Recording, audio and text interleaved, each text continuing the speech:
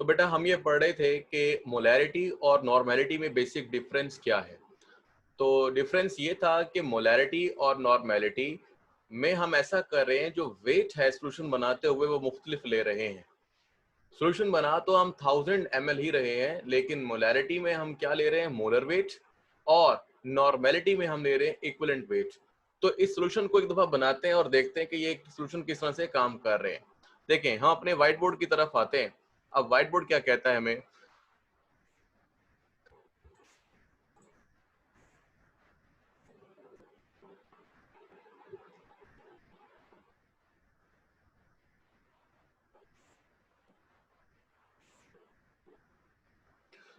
देखें मिसाल के तौर पर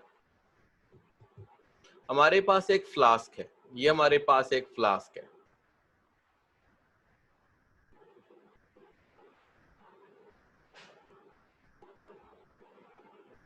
इसको हम बोलते हैं कि ये एक वॉल्यूमेट्रिक फ्लास्क है,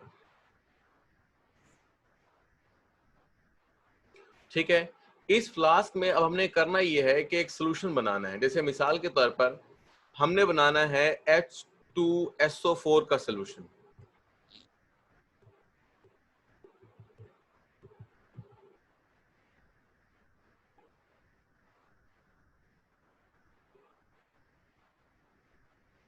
ये हमारे पास है H2SO4। अब हमने यहां पर दो किस्म के वेट लिए थे, कल भी लिए थे, आज भी हम ले लेते हैं। जैसे कि ये देखें,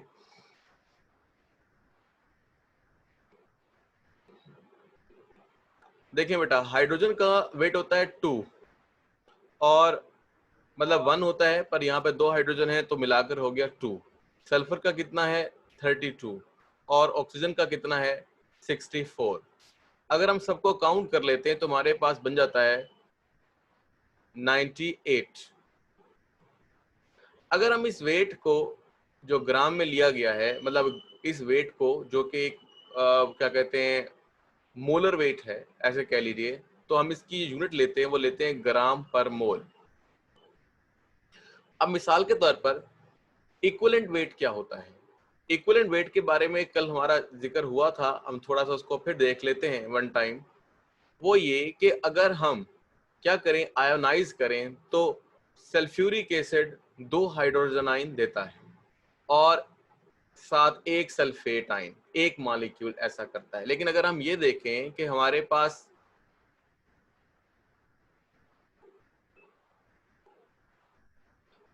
अगर ये 1 मोल है, सल्फ्यूरिक एसिड अगर 1 मोल है, तो हाइड्रोजन आयन 2 मोल है, सल्फेट इस तरह से कितना हुआ, 1 मोल हुआ 2 नेगेटिव आयन के साथ। लेकिन जो हम नॉर्मेलिटी का सोल्यूशन बनाएंगे, स्पेशली जब अपने एसिड का जिक्र हो रहा होगा, तो हम प्रोटॉन या हाइड्रोजन आयन को समझेंगे कि ये हमारे रिएक्टिंग स्पीशी है। क्योंकि देखें, एसिड में प्रोटॉन या हाइड्रोजन आयन ही होते हैं जो रिएक्टिंग कर रहे होते हैं। एक्चुअली जितने भी एसिड हैं उनमें कॉमन चीज ली जाए तो ये ऐसा ही है।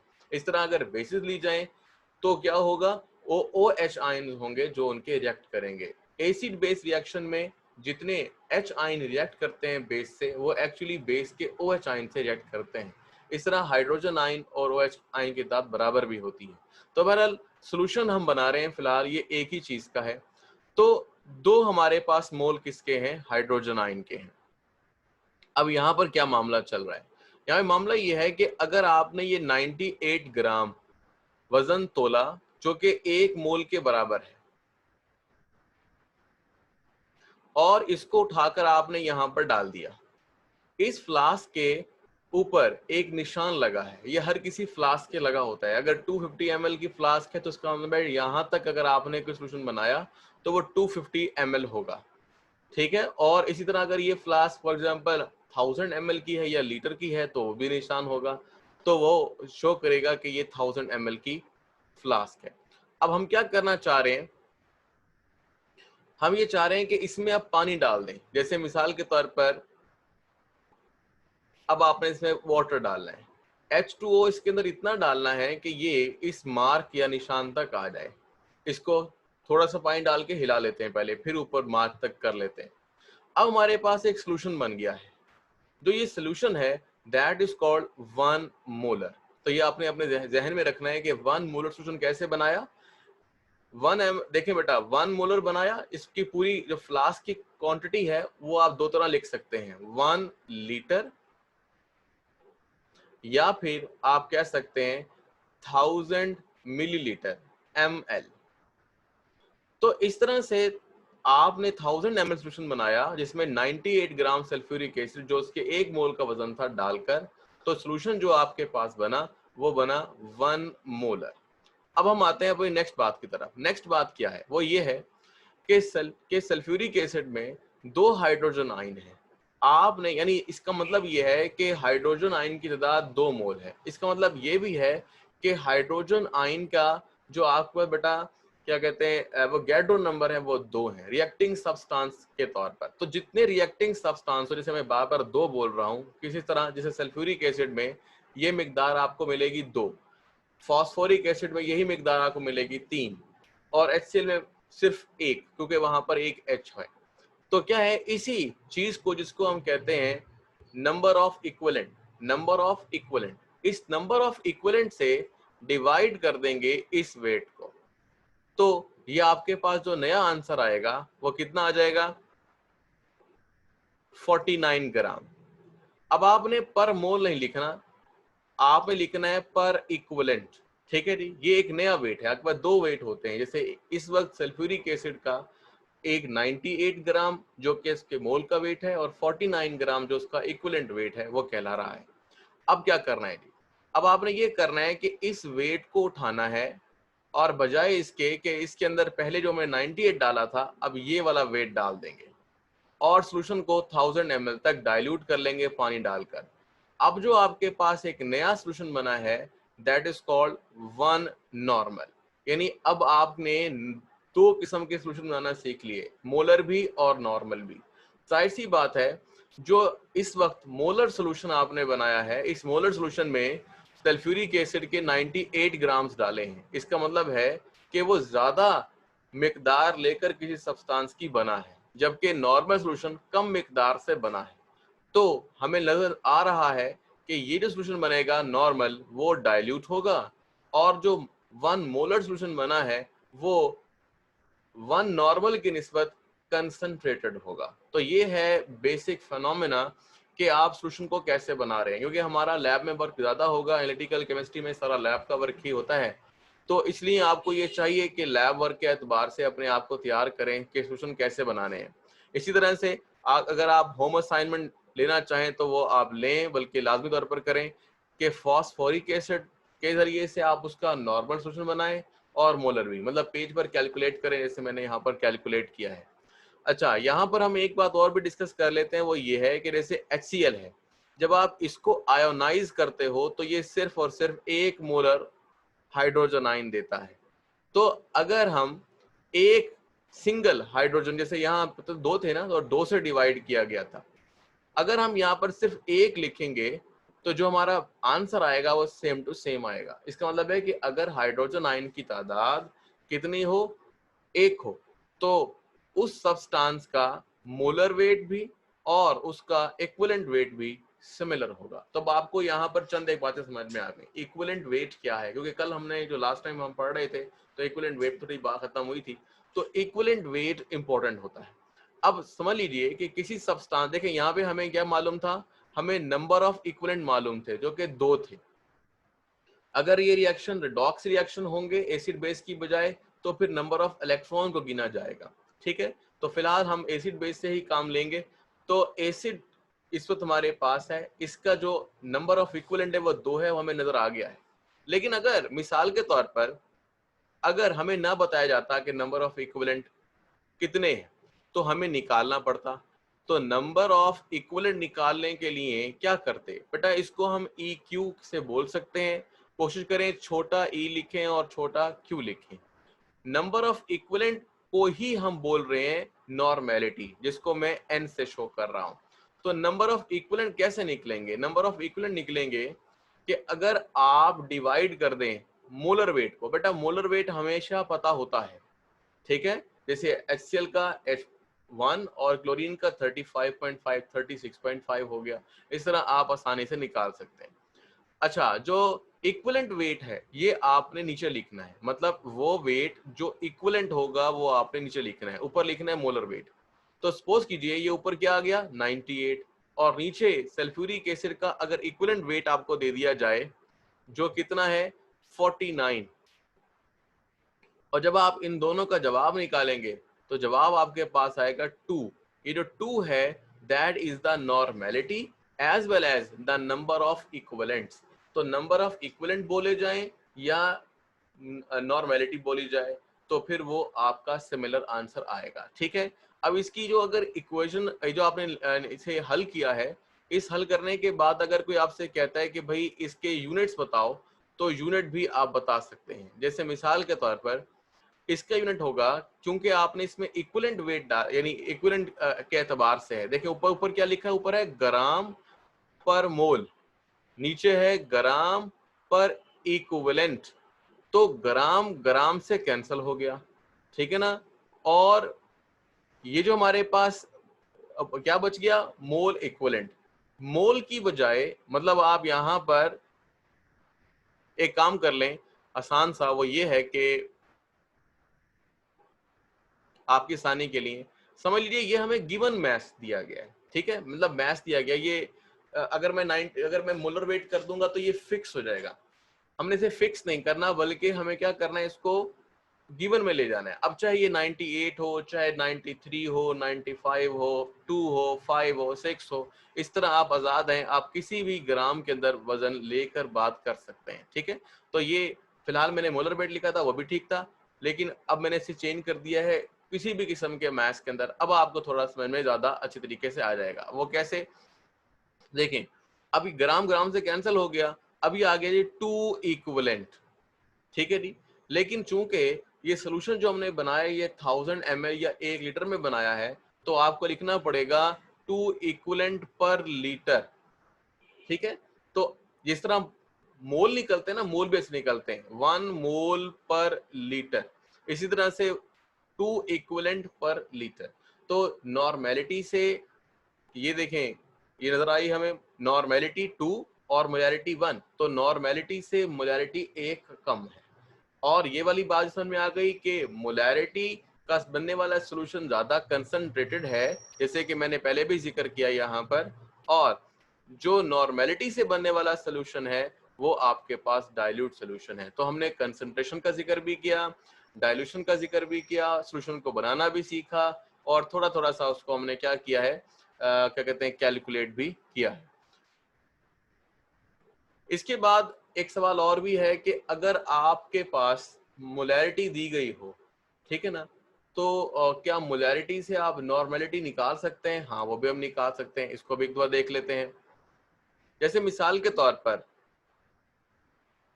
हमारे पास नॉर्मेलिटी मालूम करनी है और हमें मोलैरिटी दे दी गई, तो अब आप ये कैसे करेंगे, मतलब मोलैरिटी से आपको एक्चुअली मालूम करना है नॉर्मेलिटी या इक्विवेलेंसी। तो आप जस्ट क्या करें, मोलैरिटी को मल्टीप्लाई कर दें नंबर ऑफ इक्विवेलेंट से। जैसे मिसाल के तौर पर ऊपर वाले सॉल्यूशन की ही मिसाल ले लें, तो वहां पर जो मोलैरिटी है वो कितनी है 1 मोल, यानी 1 मोलर, और मल्टीप्लाई बाय जो नंबर ऑफ इक्विवेलेंट्स हैं वो कितने हैं 2, जैसे कि यहाँ पर दिखाए गए हैं। ठीक है, ये आपको यहाँ पर नजर आ रहे हैं। अब अगर आप 1 को 2 से मल्टीप्लाई कर देंगे तो जो आपके पास आंसर आएगा वो 2 आएगा, यानी नॉर्मेलिटी 2, और यही हमने निकाली भी है। तो इसका मतलब क्या हुआ कि आप मोलैरिटी से नॉर्मेलिटी भी निकाल सकते हैं। आपके पास अगर सॉल्यूशन बनाने को दिया जाए तो आप नॉर्मल सॉल्यूशन भी बना सकते हैं, और अगर आपके पास क्या कहते हैं मिसाल दे दी जाए या कंपाउंड दे दिया जाए जैसे सल्फ्यूरिक एसिड, तो आप खुद आयनाइज कर कर नंबर ऑफ इक्विवेलेंट, जैसे कि हमने यहाँ पर 2 निकाला है, वो भी डायरेक्टली निकाल सकते हैं। तो कई तरीकों से हमारे मामला चल रहे हैं। मैं फिलहाल मोलैरिटी और नॉर्मेलिटी को एक साथ लेके चल रहा था ताकि आपको दोनों के दरमियान सिमिलैरिटीज और जो कंपैरिजन हैं ये भी नजर आ जाए। ठीक है, तो ये था फिलहाल सर नॉर्मेलिटी। जी बेटा, हाँ जी बोलें।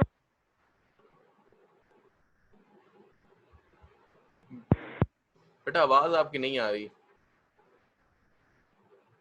सही।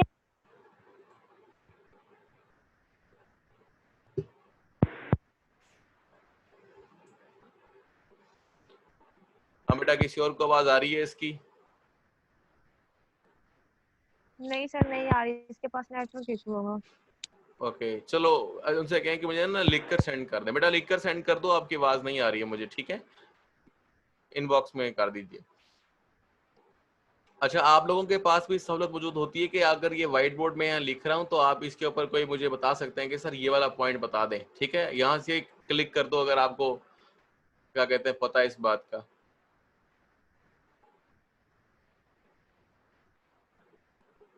अनम बात कर रही थी? नहीं सर, सना थी। सना बात कर रही थी, ठीक है। ठीक है बेटा, ये मुझे यहीं से पॉइंट आउट कर दें या फिर कोई चैट कर दें। अच्छा, इसमें अब नेक्स्ट चलते हैं बात की तरफ। वो क्या है?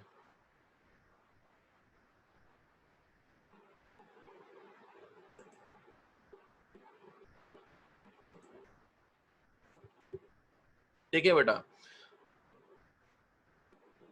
नॉर्मेलिटी और मोलैरिटी में से अब जो हमारा, चूंकि आज का टॉपिक या कल का टॉपिक नॉर्मेलिटी था, तो उसी का जिक्र कर रहे हैं बेटा। अब हमने सीख लिया कि नॉर्मल सॉल्यूशन क्या होता है, जो 1 लीटर में इक्विवेलेंट वेट डालकर बनाया जाए, ठीक है?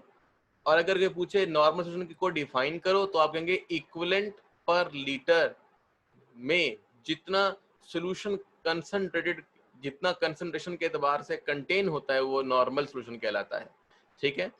फिर बात हुई इक्विवेलेंट किसको शो करता है, तो हमने कहा कि ये किसी भी यूनिट में, मॉलिक्यूल में जो reacting number of Avogadro, reacting numbers कह लो या Avogadro's number of reacting units कह लो, जैसे कि वहां पर 2 एवोगैड्रो नंबर हाइड्रोजन आयन थे जो हमने एग्जांपल लिए। फिर हमने बात की है कि हम प्रोटॉन या इलेक्ट्रॉन के जरिए से इक्वलेंसी या नंबर ऑफ इक्वलेंट्स मालूम कर सकते हैं, लेकिन हम चूंकि एसिड बेस की एग्जांपल ले रहे हैं तो वहां प्रोटॉन का जिक्र रहेगा। फिर हमने यहाँ पर ये वाली बात की कि अगर आपके पास मोलैरिटी हो और आप या मोल्स आपके पास मौजूद हो, आप मल्टीप्लाई कर दें उसको नंबर ऑफ रिएक्टिंग यूनिट से, तो आप नॉर्मेलिटी मालूम कर सकते हैं। फिर हमने ये भी बात की कि इक्विवेलेंट वेट क्या होता है, यानी अगर मोलर वेट को या कोई भी आपको जो देखिए मोलर वेट को, यहाँ पर आपने कोई और वेट नहीं लेना, मोलर वेट को ही डिवाइड करना है इससे नंबर ऑफ इक्विवेलेंट से, तो आपके पास इक्विवेलेंट वेट आ जाता है। जैसे कि सल्फ्यूरिक एसिड का 49 ग्राम पर इक्विवेलेंट निकाला हमने। यही बात मजीद आगे लिखी है। इसके अलावा एक एग्जांपल और भी दी गई है, या एक और बात यहाँ पे कर दी गई कि अगर ऑक्सीडेशन रिडक्शन रिएक्शन होगा तो फिर हम इलेक्ट्रॉन्स जो कि क्या कहते हैं लूज या गेन होंगे, उनकी तादाद के एतबार से क्या होगा, डिवाइड करेंगे मैस को। ये इक्विवेलेंट वेट निकालने का तरीका मैंने आपको बता दिया, 98/2 जो कि 49 है, सही है? फिर इसके बाद आगे चलते हैं तो कहता ये है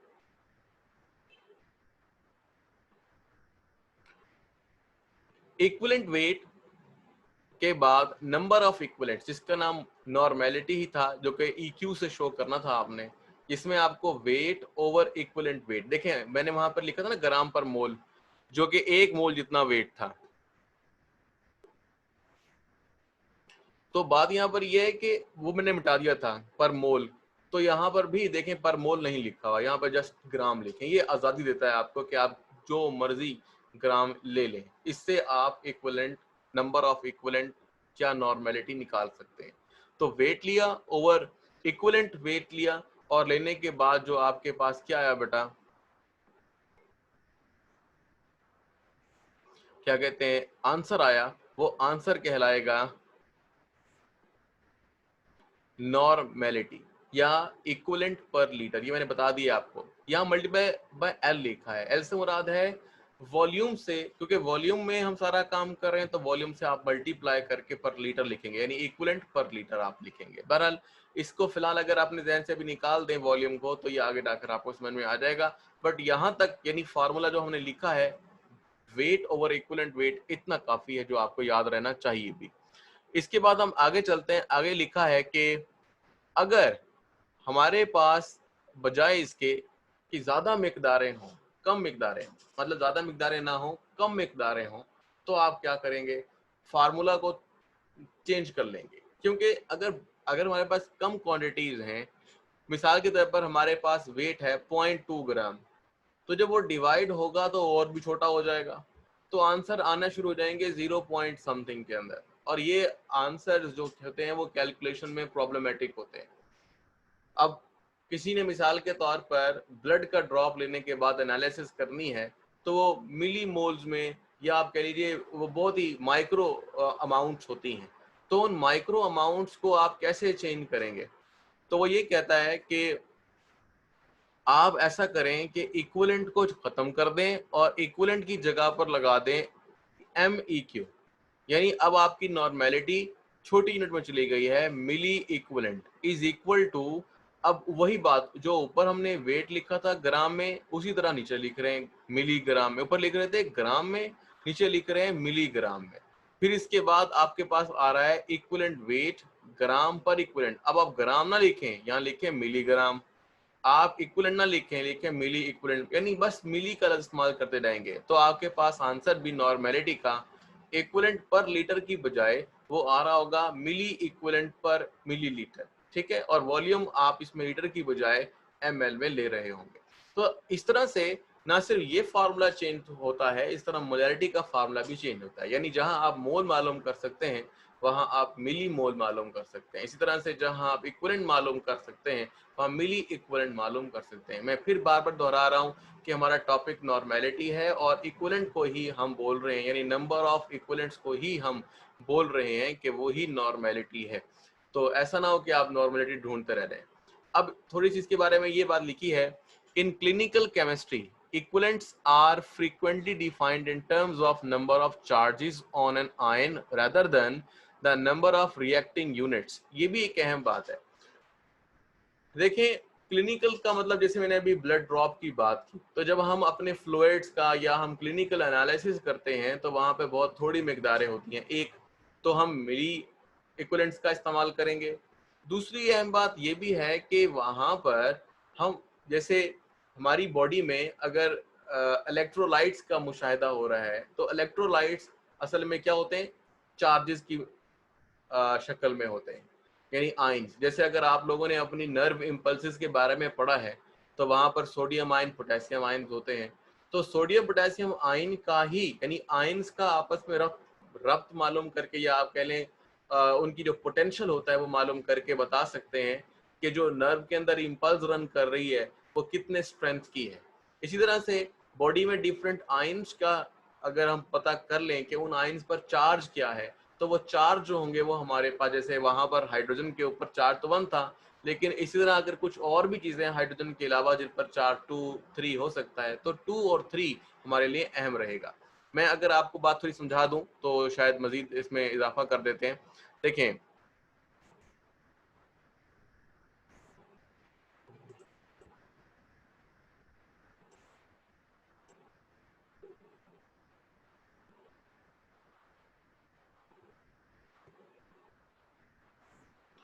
देखिए मिसाल के तौर पर हम जिक्र करते हैं कि हमारे पास हाइड्रोजन है, ये हमारे पास हाइड्रोजन कितने हैं, फॉर एग्जांपल 5, और चार्ज कितने हमारे पास, तो वो हाइड्रोजन पर 1 ही होता है। अब एक और एग्जांपल लेते हैं, फॉर एग्जांपल हमारे पास ऑक्सीजन है और ऑक्सीजन पर चार्ज क्या होता है, 2-, लेकिन हमारे पास ऑक्सीजन की तादाद कितनी है, 3, या चले ऐसा कर लेते हैं कन्वीनियंट के लिए लिख लेते हैं 2। अब हमें ये लग रहा है कि हाइड्रोजन के ऊपर 1 चार्ज है और ऑक्सीजन के ऊपर 2 चार्ज है, तो शायद चार्जेस के एतबार से ऑक्सीजन ज्यादा है। और अगर हम अपनी पुरानी मालूमात के हिसाब से बात करें, जैसे कि हम मोल का जिक्र करें, तो हम कहते थे हाइड्रोजन 5 मोल है और ऑक्सीजन सिर्फ 2 मोल है, तो आपको लगेगा कि भाई इस एतबार से जो हमारे पास ऑक्सीजन है वो क्या है, कम है, और हाइड्रोजन जो है वो ज्यादा है। तो यहाँ पर कंफ्यूजन होती हैं, तो हम करते क्या हैं, हम चार्जेस के एतबार से चलते हैं, तो हम 5 मल्टीप्लाई बाय 1 यानी चार्ज लेते हैं, ये हो गया टोटल 5।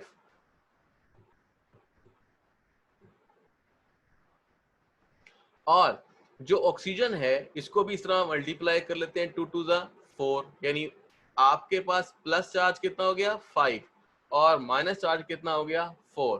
इस तरह हमें पक्का पता लग जाता है कि कौन कितना इक्विवेलेंट वेट रखेगा। जाहिर सी बात है हाइड्रोजन के वेट को 5 पर डिवाइड करेंगे तो इक्विवेलेंट वेट काफी कम हो जाएगा बनिस्बत ऑक्सीजन के। तो इस तरह से अगर हमने बराबरी भी करनी होती है तो बराबरी भी कर सकते हैं, दोनों इस तरह से लिए जाएं। जैसे अगर मैं यहीं के एतबार से बात करूं, थोड़ा सा जरा ये आउट ऑफ कॉन्टेक्स्ट है इसलिए ज्यादा जिक्र नहीं करेंगे। 5 को 2 से मल्टीप्लाई कर दें, मतलब डबल ऑफ हाइड्रोजन आयन ले लें जो भी कंसिडरेशन दी जाए, और इसको 5 से मल्टीप्लाई कर दें तो दोनों ये साइड्स इक्वल हो जाएंगी। तो ये भी किया जाता है अगर इक्विवेलेंसी ली जाए तो। बहरहाल मैंने यहाँ पर आपको ये बात नहीं समझानी थी कि किस तरह से चार्जेस को लिया जाता है, मैंने सिर्फ आपको ये वाली बात बतानी थी कि चार्ज भी कंसीडर किए जाते हैं और किस तरह से कंसीडर किए जाते हैं वो मैंने आपको छोटी सी एग्जांपल दी बेटा। तो बहरहाल ये जिक्र था इधर। हाँ जी, अब लिखता है thus for example the equivalent weight of calcium 2 positive is 1/2 of its atomic weight। भाई एटॉमिक वेट को अब किससे डिवाइड करोगे? कैल्शियम के पीछे कोई 1 2 नहीं लिखा हुआ, यानी आप समझो कि भाई यहां पर मिसाल के तौर पर 1 लिखा है यानी 1 मोल, तो कैल्शियम का वेट है फॉर एग्जांपल आपके आसानी के लिए कर लेते हैं 40। तो ये नहीं है कि 40 को आपने 1 से डिवाइड करना, नहीं ये गलत हो जाएगा। फिर क्या करना चाहिए? कहता है कैल्शियम का वेट अगर 40 है, बल्कि यहाँ पर 20 लेना चाहिए, वो मैथ्स ले रहा हूँ लेकिन चलो कोई भी हो, तो 20 और 40 divided by number of charge यानी कितना 2, तो आंसर आपके पास इसका हाफ आएगा। तो यहाँ पर जिक्र हाफ है कैल्शियम के लिए बेटा, एग्जैक्टली 20/2 करोगे तो आंसर आएगा एग्जैक्टली 10 जो कि 20 का हाफ है। तो ये वाली बात आपने समझ लेनी है कि जब भी ऐसा चार्ज कैल्शियम हो कोई भी हो, ऐसा चार्ज जिस पर अगर 2 पॉजिटिव चार्ज हो, ऐसा आयन जिसके ऊपर 2 पॉजिटिव चार्ज हो, तो जब भी उसका इक्विवेलेंट वेट लेंगे, चूंकि ये एक एलिमेंट है या कह लीजिए एलिमेंट का आयन है, इसलिए हम लेते हैं एटॉमिक वेट। और इस वक्त आप कैल्शियम के एतबार से आयनिक वेट भी बोल सकते हैं बेटा, तो ये भी अहम बात है।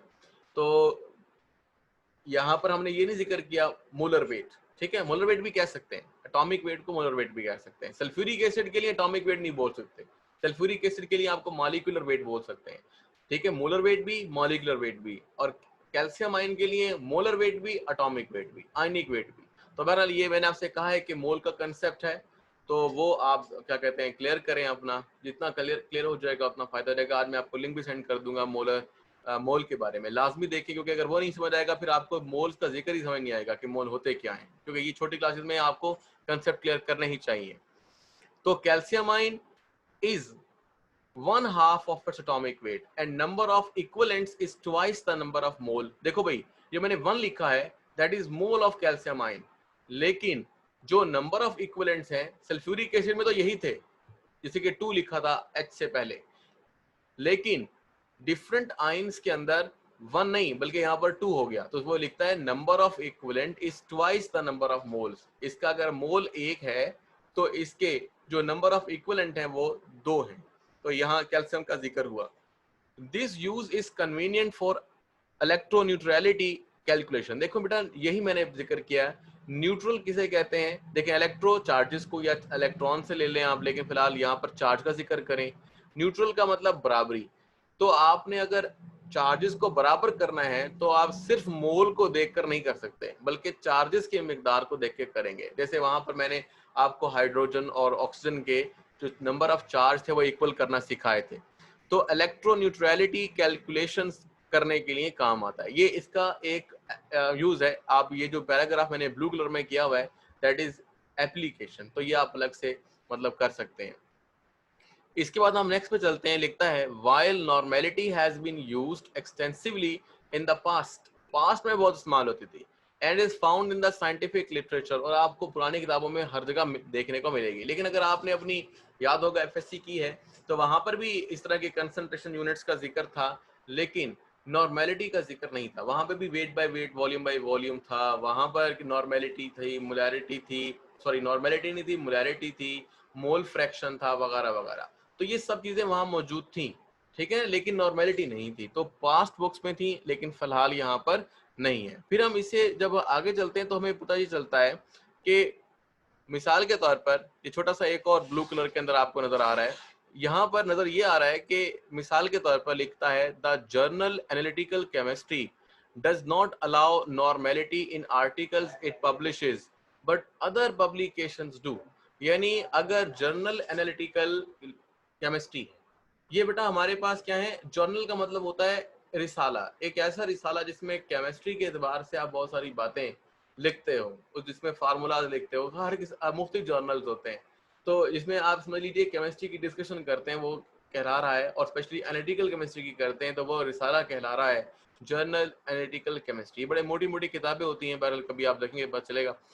Does not allow normality in articles it publishes, यानी स्टैंडर्ड्स होते हैं, तो स्टैंडर्ड्स के एतबार से नॉर्मेलिटी को इतना अब नहीं गिना जाता, इसलिए वो अपनी पब्लिकेशंस के अंदर लिखत पढ़त में भी उसको अलाउ नहीं करते। हाँ, but other publications do. The unit equivalent per litre is same as normality and accepted by most publications. हाँ, वो कहता है कि बहुत सी पब्लिकेशन हमने देखा है, जैसे मैंने कई बार आपको बोला है, इक्विवेलेंट पर लीटर को ही आप नॉर्मेलिटी बोलते हो, तो अभी ये कह रहा है कि unit equivalent per litre is the same as normality, यानी जितना किसी सोल्यूशन का इक्विवेलेंट पर लीटर होगा उतना ही उसी सोल्यूशन का क्या होगा बेटा, नॉर्मेलिटी भी होगी। तो ये एक अहम बात थी। तो यहाँ तक फिलहाल हमने आज किया है, ये खत्म किया है, कुछ कंपैरिजन भी किया है मोलैरिटी और नॉर्मेलिटी को। कल से हम जिक्र करेंगे फॉर्मेलिटी। फॉर्मेलिटी का मैं साथ जिक्र कर देता हूँ, फॉर्मेलिटी का 1-2 मिनट का जिक्र है, बस इतना ही, छोटा सा ही है। Chemist sometimes use the term formality for solution of the ionic salt and do not exist as molecule in the solid or in a solution। थोड़ा सा ये बताने की कोशिश की जा रही है कि जैसे अभी हम नेक्स्ट पढ़ेंगे सॉल्यूशंस के बारे में, जैसे हम पढ़ते हैं ना मोलर सॉल्यूशन, उस तरह ये इसका कहलाएगा फॉर्मल सॉल्यूशन। जैसे हम पढ़ते हैं मोलैरिटी नॉर्मेलिटी, उसी तरह से क्या है, फॉर्मेलिटी। मैंने फर्क बताया था आपको, मोलर और मोलैरिटी में वही फर्क है, नॉर्मल नॉर्मेलिटी में, फॉर्मल फॉर्मेलिटी में। ये आप अपने मोलर सॉल्यूशन में जाकर देख सकते हैं। तो लिखता है the concentration is given as formal, यानी एफ से शो होगा और बड़े एफ से, कैपिटल एफ से। अगर लिखता है operationally formality is identical to molarity, यानी यहाँ पर बात खत्म हो गई। बात क्या खत्म हो गई कि आप अगर सॉल्यूशन की मोलैरिटी मालूम करो या फॉर्मेलिटी मालूम करो, दोनों सेम होंगे, लेकिन फर्क यह है कि आप किन सॉल्यूशन की, देखें मोलैरिटी तो हर सॉल्यूशन की मालूम हो जाती है, फॉर्मेलिटी किसके लिए, फॉर्मेलिटी सिर्फ उन सॉल्यूशंस के लिए जिक्र होगा जहां पर आप सॉल्ट्स को डिसॉल्व करेंगे। सॉल्ट्स को जब डिसॉल्व करते हैं तो वो अपने आयंस में चेंज होते हैं, तो ऐसे सिस्टम के लिए हम लफ्ज मोलैरिटी की बजाय फॉर्मेलिटी भी इस्तेमाल कर सकते हैं। द फॉर्मर पहले, बस ये थोड़ा सा है, आगे लिखता है reserve for describing makeup concentration of solution total analytical concentration, यानी मोलैरिटी आप हर एक किस्म के सॉल्यूशन के लिए ले सकते हैं, ठीक है। यानी मेकअप का मतलब बनाना, किसी भी कंसंट्रेशन के सॉल्यूशन को बनाते हुए मोलैरिटी का आप जिक्र कर सकते हैं। And the latter for the equilibrium equation, देखें जब सॉल्ट्स बनते हैं तो वो अपने इक्विलिब्रियम में आते हैं, तो जब इक्विलिब्रियम वाले सिस्टम के बारे में बहस होती है तो फिर हम जिक्र करते हैं किसका, फॉर्मल सॉल्यूशंस का। तो बहरहाल फॉर्मेलिटी मोलैरिटी बात एक है, लेकिन फॉर्मेलिटी किसी सॉल्ट्स के लिए होगी। अब यहाँ पर बात यह है कि आपके पास जो है फॉर्मेलिटी क्या है बेटा, कंप्लीट हो गई है। चलो आज इतना ही, कल फिर इंशाल्लाह आगे स्टार्ट करेंगे। जो हमारे पास मजीद है लफ्ज है मोलैलिटी, आप देख रहे हैं स्क्रीन के ऊपर, ठीक है। नेक्स्ट क्लास भी आपके होने वाली होगी, तो अब तक के लिए फिर बेटा अल्लाह हाफिज, ठीक है। किसी का कोई क्वेश्चन तो नहीं है? सर ये वाला लेक्चर सेंड कर देना आप। ठीक है जी।